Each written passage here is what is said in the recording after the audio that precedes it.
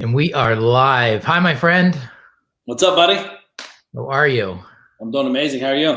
I'm great. So I'm with Mark Evans today, my friend, the DM. Yes. How is Florida? It is warm, man. I was just getting ready to jump in the pool, and I was like, I gotta call it 2:00. Well, So, I won't take up too much of your pool time. I appreciate connecting with you today. You know, I'm trying to reach out and connect with people and use this as an opportunity to let people kind of see what it is we talk about and sit in on these conversations. So I appreciate you doing it.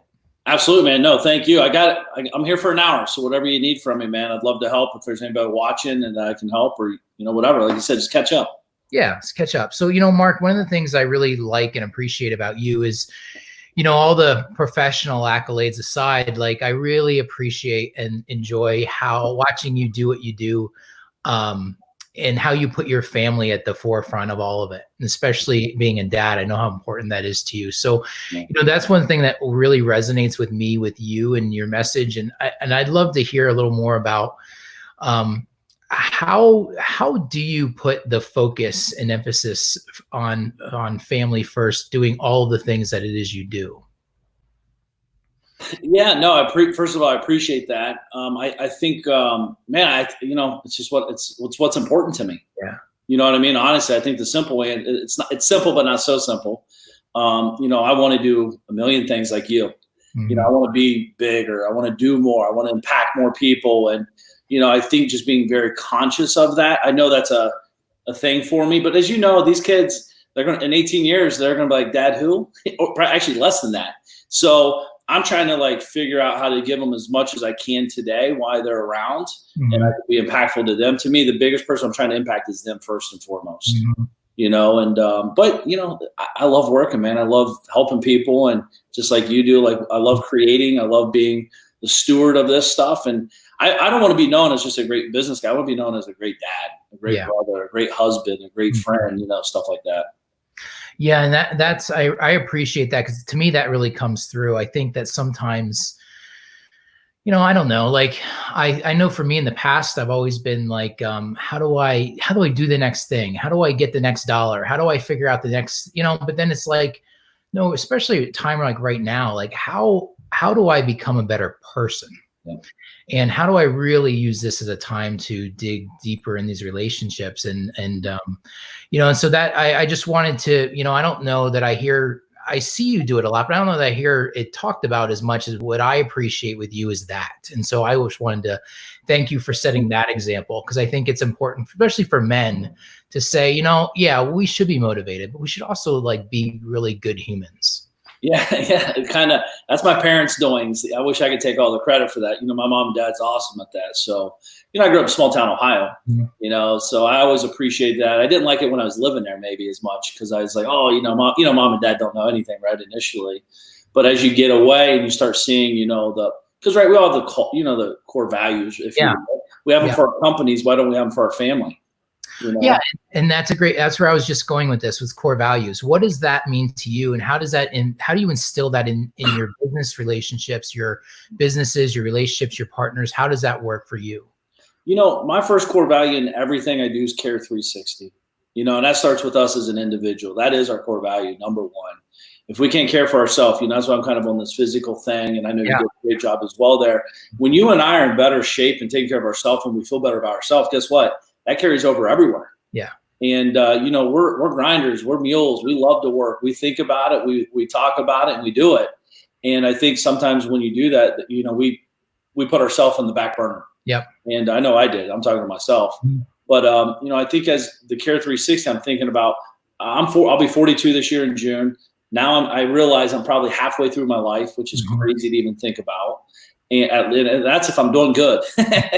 So I hope I live to 150, but I don't know if that's going to happen. But, for me, Care 360, now if I can care, I want to be a good friend too, man. I've not been the guy really chasing the money, honestly. I've always looked at value, not cost. Gift giving, I'm very, big into gift giving. I think about it. I think I see something cool. If I see something in the background, like, oh man, he likes this or that. I might not do it instantly, but I'm thinking about it and it's stewing. So to me, it's take the focus off of me, put it onto others in a positive light. It's always served me. It's interesting because, right, when you're connecting and thinking about other people and caring about yourself, actually you get more money. Yeah. Weird as it sounds, you know? Yeah. Yeah. I always got in trouble in the past with chasing the money. Yeah. And I've learned over the years, you're right. If you align with all of it, the money comes, the opportunities come, they're limitless, they're abundant. And that's what I see in your example too. So, so what we're really talking about like is self-care, right? And the importance of self-care as business people, but also as people. What are some of the things that you do self-care wise, besides the pool that I'm holding you up from right now? No, you're not holding me up. You're not holding me up. No, self-care, get up early, man. For me, that's the start of my day. 4:44, I was up at 4:30 this morning, wide awake, very excited to get to do something. So get up early, boom, it's a win, you know? So out of the gate, you know, we all sleep in once in a while. When I sleep in, my anxiety level for the day is very high. So it's like being, you know, I call it thought auditing. How do I feel when I get up? Say if you're just hanging out and you get up whenever you feel like it, pay attention to how you feel after you get up. And for me, if I get up past 4:44, I try to get up 4:44 7 days a week. But if I get up later, I'm like, you know, I just feel behind the 8 ball. I feel like I'm running and I can't like relax. And when I do that, it actually messes up my day. And if I drink too much caffeine, right, through the morning. So I'm paying attention to those things, eating right. That's always good. Get my walk in the morning just to get the blood flowing, spend 45 minutes by myself, listening to audiobooks or talking to a buddy or whatever, catching up. Call my dad every morning. I call my dad every morning, just say what's up real quick, even though he says the same things. But I like that. It's awesome, you know. Hey, Dad, what's going on? Oh, man, my back's hurt. No, this weather, what's going on? It's 7 days a week. It's going to be the same story. But it's cool. You know, I know that there's going to be a day I'm going to miss that. So routine, like ritual, you know, one of the themes when I was in Bali was talking about ritual and how important ritual is not just for us as human beings, is getting into routine, getting into rituals. So we talk about like your morning routines. And I think every successful person that I know has a morning routine, has a daily practice, has a daily, even spiritual practice. Do you do anything do you do meditation? Do anything like that? I don't call it meditation. It's more gratitude moment. Yeah. You know? So I'm just like, thank God I got another shot at it. Yeah. You know, thank you for getting me up. Thank you for my family being healthy. You know, thank you, me being able to walk. Yeah. You know, like, you know, my heart, as you get these anxiety attacks, we all get these in business owner. I'm like, this is the one that's going to take me down. And then I wake up the next morning, I'm like, that wasn't the one. Thank God. You know, yeah. I'm very grateful, honestly, man. I'm just on, you could put me in a trailer court. I'd just be as happy as I am today, because I know I can pursue something bigger. Yeah. And that's the trick, especially right now. You know, I think now today there's 26 million people unemployed. And when I look at that and I think about where, you know, 12 years ago in 2008, I know I went through that place where a lot of people are right now. And it's hard to get this lesson when you're in the middle of it. But for coming out the other side and being able to sit and say, the things that are going to come, the opportunities that are going to come on the other side of this, for so many people that are in that kind of dark pit right now, it's really is going to be an amazing thing to watch. Yeah. That's what keeps, you know, I don't know about you, Chris, but I get excited because I know, you know what, the biggest thing I'm most afraid of right now is someone not coming out on the other side, learning something bigger and new, not just about themselves, about what they're capable of. Yeah. Like I look at this as an opportunity. Like, I love it. Actually, I'm not saying it to be negative. Like, I love what's going on. I feel the same. Yeah. I feel the same. It sounds weird, right? It sounds weird to say that when there's so much going on, but yeah. And, you know, I'm paying attention to like how I feel, like what's making me move, what's really important. Like if you I was talking to my wife over by the pool dinner one day, and I was like, could you imagine being like, people are complaining about what's going on, and you have your house, you can still leave, by the way, you can still leave, walk around, do some stuff. It might not be what you want to do all the time, but like, it's things, I think that this is a reset from the world saying, hey, reset. It's time. It's your time.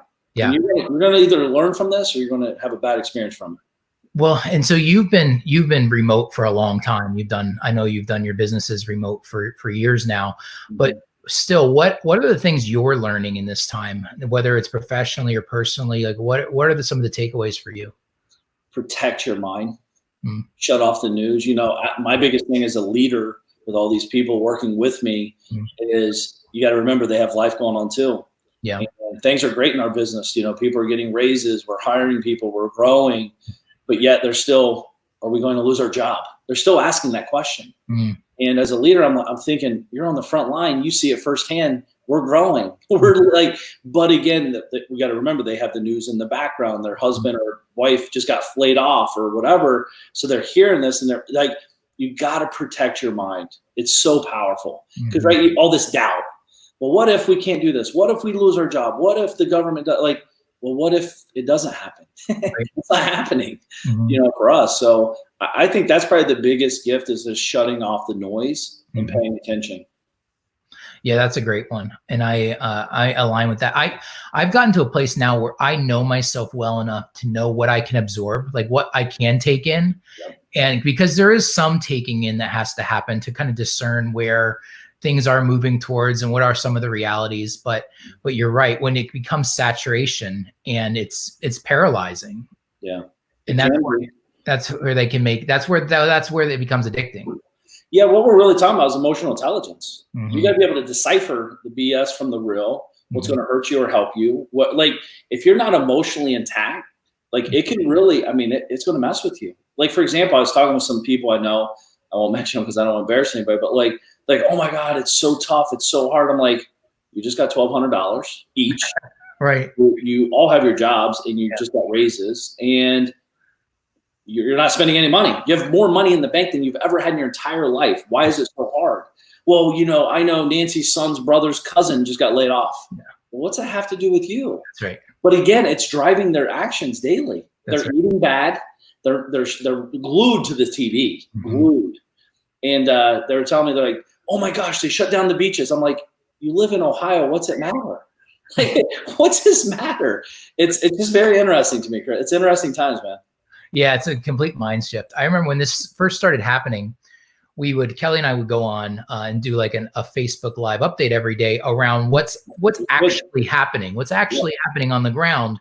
And because I was seeing so many Chicken Littles, the sky is falling, it was almost like people wanted things to be shut down. So we had an excuse to not do anything. And it was like, no, like that's not what's happening. And that's not what's going to happen. We are going to figure this out. Yeah. Well, and we have to. To me, I feel like we unite. Like you and I are talking. I've talked for a while. Like you come together, you get to reconnect, you get to grow together, and like it's awesome. Like to me, I think there's so much more positive than negative what's going on. I think if we look at it that way. Yeah, totally. I completely agree. I think we needed a pause and a realignment of where we want to go as not just as people, but as a society. Like what's our intention coming out of this? Because it can be so much bigger and better than what we've been doing. I think that there's an opportunity here for so many. Yeah. So how is this allowing you to kind of rethink and reposition some of the strategies and some of what you've been, coming into 2020? I'm sure you had things mapped out as to what your goals were. Is this creating a situation where you're doubling down? Is this creating a situation where, how is this affecting some of those strategies that you're coming into the year with? Yeah, what I'm doing to kind of mind hack and help my team, more importantly, help us grow and all that, is we're giving team challenges to all my companies and saying, hey, come together.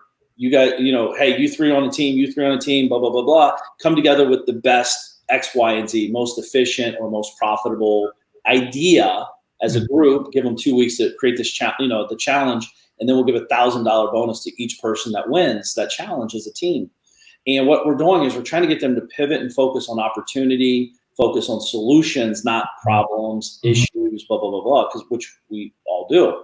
So it's been really cool to see that. Not only that, like in our businesses, I do run, 7-figure, people owe me 7 figures every month, kind of thing. So I have so we're trying to go after that and change that model and say, hey, pay weekly. I talked to a guy, Mike, recently, and he was saying, we've kind of done this with some clients, but like my big fear is that we overextend the wrong people and they get too far behind and then we don't get paid. and that's a problem. So just kind of having high level open conversations like, hey, if you're having trouble, let us know. We're here to help you. Yeah. If you avoid us, that's when the problems become. So I think it's just having higher level, better quality conversations and connecting. It's, go figure, connecting with people, it makes your business better. And so my sales guys are doing that at a lot higher level. I'm actually tenfolding down. I'm not trying to double down. I'm really trying to buy more traffic, more eyeballs to what we do. I have a new book coming out tomorrow, which I was waiting till like all this settled. I'm like, why wait? It's now. Yeah. And, I'll create another book if I have to, yeah. or whatever. So I'm thinking like more, there's so much more. And the real estate side's interesting. I'm partners with a lot of people on the real estate side in my alliance program. So we're seeing those guys like, we got to settle them down. Like they've never been involved in the what's going on this kind of cycle. I have in 06, 07, and we made a lot more money. We came out way stronger. So, the tree's being shaken, the wannabe entrepreneur wholesalers are they're getting out of the way very quickly. Yeah. I think it just comes down to like you said, awareness, man. I think it's so powerful for us. And I'm just trying to be aware in the company. Like I almost feel delusional because I see our profit margins, I see our top line revenue growing. And I'm like, everyone's like, it's so bad. I'm like, kind of not bad over there. Like I'm not trying to be a jerk. It's not bad. Yeah. I'm actually, and I want to hire I think if you're in the position to hire people, now is the time. There's so much talent right now. Oh man, I really am excited. But I need to harness that a little bit more on my side, honestly, because I do need some high level tech type people. And those guys back in the day, 6 weeks ago, untouchable. Now they're like, please, I'll do anything, Yeah. Especially in the real estate technology space. That space has had so much investment in venture capital in the last 5 years. And there have been so many terrible ideas that have been getting funded because there's been so much money. And now those will all go out the door. But there's going to be a lot of technology people that are going to be in the real estate space trying to figure out and start things, which I think it's going to be really interesting. If you look in like the Open Doors and the Compasses, they're all reducing staff. And so that's going to give a lot of opportunity to, you're right. And the talent right now is awesome. Like I'm actively hiring. We're actively obviously hiring in the title company, but we're also hiring with SafeWire. And some of the resumes and things we're getting in, the timing is great. It's great timing. Well, it's depending what side you are on. Yeah. I think it's a great time to forge relationships with quality people that might have been untouchable 6 weeks ago. Yeah. Like, there was so much noise and they were such demand. The truth is we've needed something like this to happen to, reset the line. Because some of these guys are getting out of whack with their pricing. I mean, they're like, oh, it's $150 an hour, blah, blah. And you're like, dude, this is a $60 an hour. Like, what are you talking about? It's just supply and demand. Yep. So I think it's a good reset button. And it's always easy when it's easy though, right? Yeah. So I see it as a great way to forge a higher quality relationship. I was just talking to a financial guy today, right before this call, this meeting, where I'm talking to him about a financial analyst for one of my companies because we need it. Like, I mean, we have a lot of numbers moving around. And I was like, and this guy, the guy I'm looking to hire, his name's Bob. And like the guy's been untouchable. Like I could never hire this guy because he is truly busy and in high demand. But now he's like, hey, I want to work with companies I like working with. Yeah. So we're actually repositioning what they actually enjoy doing. Because we're all guilty in one point of our life chasing the dollar. Yep. These guys are on the road. What's going on with the road warriors, I wonder? Right? I mean, that's an interesting. There's a lot of people probably freaking out with that side, huh? Well, and everything. You think about people who made their money hosting events, or there's just so much. But with that though, think of all the opportunity. So it's how quickly and how well people leverage technology to become more efficient at what they do is really those are the people that are going to win with this. How do you leverage technology to just be technology exists to be leveraged?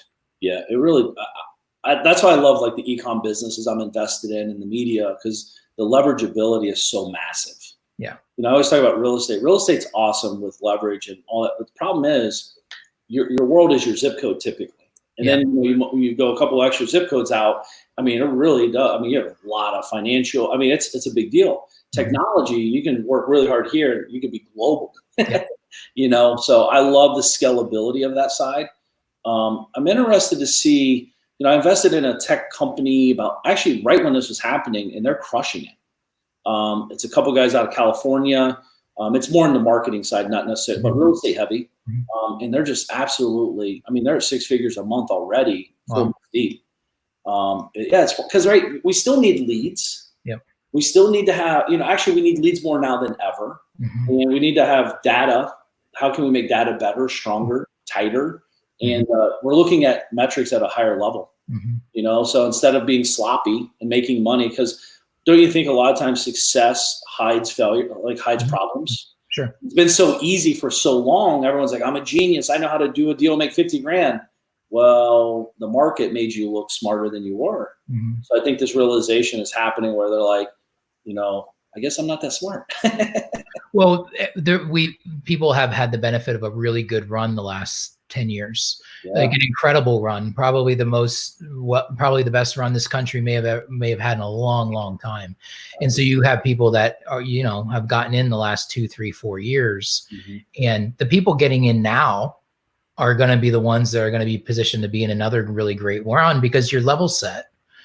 You level set and you're coming, you know, we're all kind of getting in at if you're getting in now, you're getting in at what could be the closest thing we've had to a bottom in the last 12 years. And and it might even be you might have to get in because you're being forced to get in, right? That's right. And then now this is the time that you know, you and I talk to people all the time and they're like, well, you know, I have such a good job right now. I don't know what to do. I'm kind of torn. I don't know if I should start this that I've been thinking about because it helps so many people, but yet they're so comfortable. They're too afraid to make the move. Well, that's been lifted. You've been forced upon. And I think it's going to create some amazing, like, I think there's so many books that will be written with this being chapter 1. Yep. You're absolutely right. 1,000%. You look at all the companies that came out of after 2008. You look at what's happened with Uber and I mean Dropbox and I mean just the Airbnb, all of these companies that came out in the last 12 years. We're going to see that again, but probably 10 times what we saw in the last 12 years. Yeah, because we actually have something to peg it against, right? Yeah. I was talking with a guy today, Ryan is his name, and he's like creating this technology for like lead gen flow for his company. He's like, hey, what kind of opt-in rate should I expect this? Now I'm like, you're asking the wrong question. No, go off your own data. There's no way you can pull any data. Everything else, just throw everything you thought you knew out the window. Focus on you, the me economy I talk about all the time. Like focus on the me numbers. How many leads did I get? What did it produce? Pay attention to ROI. You know, if you got a 1% opt-in rate, but you made 3,000% ROI, does it really matter if you got, you know, the average is 11%? What does that mean though? I've never been average. Why be average now, right? Yeah. So I think they're really cool. Like even with SafeWire, man, like I think there's going to be so much more activity with people trying to steal. Yep. Which your company actually will succeed at a higher level. Yeah. That's what it exists for, right? Yeah, I think you're right. I think, and the data suggests whenever there's a natural disaster, fraud attempt increases 20 to 30%. Wow. And so imagine that now across the board. Yeah. Everywhere. Yeah, it's wild. And you know, how is SafeWire going? I haven't. Do we use SafeWire? I don't even know. Yeah, we do. So we've been using it in the title company for the last 2 years. So we acquired all of the former company this year. And essentially what we're doing is taking the product from the end of the transaction and moving it to the front of the transaction because there's so many places for fraud to occur in a real estate transaction from the time a property is listed in the MLS to the time that it's money moves. So what we're going to do is authenticate buyers and sellers at the very, very beginning of the transaction, send their information through secure software APIs to eliminate all the emails back and forth. And then we're launching an insurance business to insure the entire transaction. Wow. So it's in essence, kind of like with banking, it's like encrypted messages inside of a platform. Software to software versus unsecured email. Yeah. So software APIs that can talk to each other instead of having to send it. So we can collect the information through SafeWire at day 2, and then send that securely to World Class Title through a software connection versus having to deliver that through a real estate agent or something. That's cool. And then the way that business model works, the title company or whatever companies facilitating the transaction will pay a VIG per deal, or for the software components? Or? The title companies will likely pay a transaction fee, but really where we're going to make our money is through insurance. Nice. Can you make money on the float with the cash running through the accounts? No, not at this point. When you start needing to become a mover of money, like a Venmo for real estate kind of thing, exactly, it's a pretty significant lift. Okay. And as you can imagine, liability. I think it's a place that we could get to, and I think it's a place that people will get to. It's this I think is a better place to start. Yeah, no, it's yeah. Amazing. I mean, you guys have been busting your tail on this for a long time. You know. Yeah. I'm excited. We're getting some really, like you said, we're getting some really good talent. We're getting some really good, we're having some really good people come through the door that I think if we can prove this new model out in the next few months, I think the opportunity here is going to be pretty significant. That's awesome, man. Yeah. I'm excited. I love watching you guys grow. We were talking to Kelly, last week? I guess we've been doing business for 7 or 10. I don't even know how long, honestly, but, I know my team loves you guys and what you guys got going on. And, another thing too about what's going on too is like, the way we've created relationships is we've just been, what's our value to each other? It's never been like, hey, what's your cost? It's always value driven. Yeah. And I think so many people are shopping the wrong thing. Yeah. As they try to build something. You're nickel and I've never met anybody at nickels and dimes are way to success. Well, it is. It's always value first. What we have to assume that everyone has great service as a service provider. Yeah. And if we assume everyone is doing the same job and has a great service, then what other value can we bring? What else can we be trying to do? If people are shopping us on fees, then that's probably not our client. That's just not our customer, and that's okay. It's a good thing because there's always going to be somebody cheaper. There's always going to be somebody that will do it for less, and it's just a race to the bottom, and it's just not a space that we try to play in. Yeah, I'm always amazed that people brag about trying to do that. Like they're like, get cheaper leads, get cheaper title fees, I'm like, your problem is not cheaper. Your problem is understanding value. Right. And if we're thinking that way, they're shortchanging themselves as well on the upside on their business. The race to the bottom, Mark. I have agents who send me text messages of other title companies texting them saying, hey, we're cheaper than World Class Title. And, my response always is, they're right. They are cheaper than us. I mean, what do you want me to do? I mean, but good luck, and you get what you pay for. So, yeah. So congratulations on the book. Can you share a little more with me about what? Give us the scoop. Yeah, man. Here it is, right here. This is the first copy. This is the editor's copy. Awesome. But magician versus mule, as you know, we've all been trained to be a mule, right? From the time we're in school, sit down, shut up, blah, blah, blah. I was a collaborator in school. They used to call it cheating. That's what they call it. So I was a collaborator. I was like, hey, give me the answer and I'll give you this. I was exchanging. I was learning how business works. That's how business works, right? Like, I got this value, you got this value. I'm good at math. Aligned incentives. Yeah. So it's like, I knew what I was great at. I knew what I was terrible at. And, I was very creative. So I was thinking about, like, why are some people ultra successful and some people aren't? Mm-hmm. And it's not about hard work, because everyone talks about hard work, work hard. I know a lot of people don't have money that work hard. Yep. If hard work made you rich, coal miners would be some of the wealthiest people in the world, and farmers and all that. But it's really like, understand, one, what I want to do is bring awareness to that we're a mule. Once you know what you are, then we can start fixing it. There's nothing wrong with being a mule, by the way. They could say we're muling right now and working. Mm-hmm. But to me, it's like we're working once. We create a magician-like effect where this is on technology. A 1 hour video can be seen 1,000 times or millions of times. Mm-hmm. So it's a magician type effect, as opposed to if we're sitting in your office or vice versa, and we're talking one-on-one. So it's like the one-to-one or one-to-many kind of thought process. Mm-hmm. And there's nothing wrong with working as a mule, as long as you know that you're doing mule activities.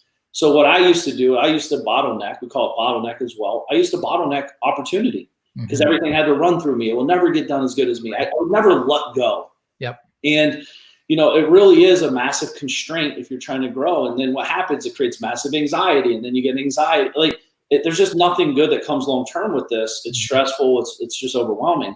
So I was just kind of been mapping my thought. I call it thought auditing, where I think about, why do I feel this way? And I just put this book together over the last like 8-9 years, just with thoughts. It's not like, very tactical. Like if you do this, you're going to get massive results, but it's just bringing awareness to the conversation of how's this guy able to do so much more in the same exact 24 hours I got? Like, how's The Rock able to make $60 million a year? Yeah. And dude, he's not just in the movies. This guy has many companies going on. Knowing what I know now, I'm a hillbilly kid from Ohio that barely graduated high school, never went to college, and I'm involved in many companies, generating many millions of dollars. And I'm like, I do it every day, and I still don't know how it's done. I'm like, wow, how lucky is this? And it's like, what is the separator? And it really is, I think I'm cool to like hand it off to quality people. I wouldn't be, and our real estate company wouldn't be where we're at if we didn't know you guys. And you guys know you don't deal with me, you deal with my team. Your company does. And my team knows they're connected. So our job as leaders, i.e. the magician, if you will, would be like, how do we share it, like make it look effortlessly, but also there's a lot of real work behind the scenes. Yeah. So I just want to bring awareness to it, man. Like agents, brokers, title companies, there's ways to accomplish so much more. Like, why is Gary Keller so successful in that space? Why, and I'm just using him as an example because we got a lot of agents here, I'm guessing, and brokers. Like, why is he able to do it? He makes a lot of money, and it's like, well, I think what I've seen magicians talk about different things. Mules are always, I do this, I'm in a box, no more, no less. Yep. My value is only $30 an hour.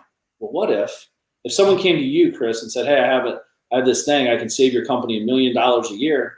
Well, they're worth $1 million minimum at that point, because that's only 1 year. What's their real worth long term? And I'm not saying they get paid that, but like there's a different, magicians are thinking value prop. Yep. Not this is what I'm worth. That's right. I think most people don't value themselves enough, honestly. That's right. It goes back to what we started with, which is self-care. If you can't value yourself to take care of yourself and treat yourself the way you deserve to be treated, then why would you think anyone else will? It goes back to that. It's a form of self-care. Yeah. One thing that's interesting to me, like, we've all heard the saying, like, treat people how you want to be treated. What's interesting about that, if you don't self-care and you treat yourself bad, that's how you typically treat other people. Sure. We always talk, like, my thought is on this is like, treat people how they want to be treated. Because if you treat them like you're probably treating them pretty bad. Right. Beating yourself up, talking down to yourself, not doing the right thing and stuff. But some people are in different stuff. And I think, in consultative style selling, which that's kind of what I like doing, consultative, just understanding where they're at, where they want to go, and helping them bridge it, as opposed to like, this is the only way it works. Because there's many different ways to get to the other side of the bridge. Yeah, that's right. That's right. I love the concept, and I love helping people gain perspective outside themselves and awareness. It's awareness, right? We can't change anything if we aren't aware there's a problem. Yep. That's the mule, right? Like, that's all I'm trying to do is just like, once like a fish doesn't know they're a fish. Right. Like, hey, go climb that rope. They don't even know what that is, right? Like a mule, once I identified it took me a long time, I think till 11, 12 years in business to realize I was even a mule. I didn't even know it was a thing. I actually enjoyed it. I actually enjoy working hard. I really do, because it makes me feel good, right? Because that's how I grew up. And I like it now, but I also want to work hard and smart at the same time. Yeah, and it is necessary. There's a lot that's necessary. Understanding how things work and why they work a certain way, like that's a very mule-like activity, but it's also necessary if you're really going to be an expert in your craft, to where you can step outside of that and begin, like you said, firing yourselves from those things you just don't need to do anymore. And that's a big step too. Huge step. But like when I was a mule, my problem was I was tinkering and working and understanding how things worked, but only making 1% increment increases. That was not changing the end game at all. Yeah. I was busy and I was working hard. Yeah. I was chipping away, as opposed to stepping back and saying, whoa, this ain't changing the game. If I focused all my brain energy, I think we take for granted how, our brain is a massive operating machine. It's an amazing thing if you allow it to be. Yeah. But like, I stepped back and said, okay, if this just falls to the wayside, this isn't changing the game. It's a necessary evil to make it run. But if I step over here, I can make a significant leap in my company, in my revenue. I could hire 3 people. And then, as you grow your company, you hire these great people. every person I hire, and I know you guys do, I'm thinking they're there forever. You know, I want them there forever. I'm trying to forge a relationship. I want to know about them. And if I can make them a better person, Care 360, they actually will make the company better. You know, because most leaders don't say, hey, you should be a better person in life. Yeah. They're like, make me more money, do it better. You know, like I'm the total opposite, actually. Yeah, people who are happy produce and are just much better people to work with. Yeah. You know, and that you can't. It's hard to be productive if you're miserable. Yeah, I mean, listen, it works for some people, right? If that's your leadership motto, I guess. I don't know, but I wouldn't be happy if I made money by everyone being negative around me. How could you be happy as the leader? Like, so I'm happy by myself and everyone else is miserable underneath me, if you will. Not to, and again, I don't want to get it twisted. I'm all about making money. You know, I'm not saying, I'm not thinking of, like, that's our job as a company. Back to Care 360. If I can't care for myself and my company survives, I can't take care of the things I'm trying to accomplish. Yeah. So we have to all make money as well. Yeah. Cool. Well, I appreciate you. You've been an amazing partner and friend over the years. And, you know, you've always been incredibly supportive of us. And I want you to know that doesn't fall on deaf ears. We certainly appreciate it, and appreciate you, and appreciate everything you're doing. So I just wanted to thank you and thank you for, you know, connecting today. And I'll let you get back to your time with the fam and your pool time. Thank you, Chris. Thank you guys as well, man. I appreciate you guys. Thank you for having me. All right, cool. Thanks, Mark. Go buy his book. Magicianversusmule.com. That's it. Get it.